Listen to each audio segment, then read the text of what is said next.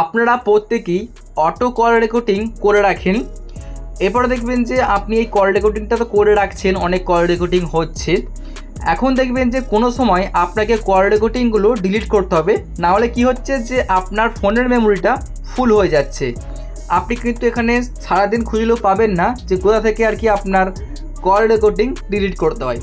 সেটা আজকে দেখাবো যে আপনি যদি এখানে সব কল রেকর্ডিং করে থাকেন সেগুলো আপনি কোথায় পাবেন বা কীভাবে আপনি একসাথে ডিলিট করবেন।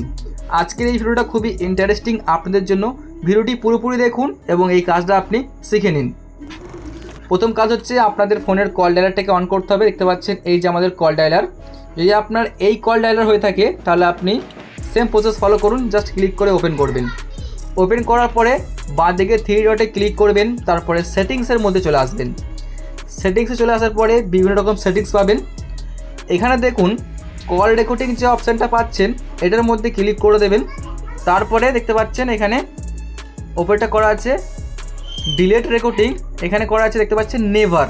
যদি আপনি চান এই কল রেকর্ডিংটা আর কি 7 দিন পর ডিলিট হয়ে যাবে সেটা করতে পারেন, অথবা 14 দিন পর ডিলিট হবে সেটা করতে পারেন, বা 30 দিন পর ডিলিট হবে সেটা করতে পারেন। তো সেটা করার দরকার নেই, এখানে আপনি নেভারই করে রাখবেন। তার নিচেই দেখুন এখানে শো করছে এই যে ডিলিট অল রেকর্ড নাও, এখানে ক্লিক করে জাস্ট ডিলিটে ক্লিক করুন, তাহলে কিন্তু সব কল রেকর্ডিং আপনার ডিলিট হয়ে গেল। এতে কী হলো, আপনার ফোন মেমোরিটা অনেকটা খালি রইলো, কারণ আপনারা সারাদিন খুঁজলেও এই সিরিজটা পাবেন না। তার জন্য দেখালাম যে কীভাবে একসাথে সব কল রেকর্ডিং আপনি ডিলিট করবেন। এরকম হেল্পফুল ভিডিও দেখার জন্য চ্যানেলটিকে এখনই সাবস্ক্রাইব করে রাখুন, কারণ শুধুমাত্র আমাদের চ্যানেলেই এরকমই হেল্পফুল ভিডিওগুলো আমরা আপলোড করি।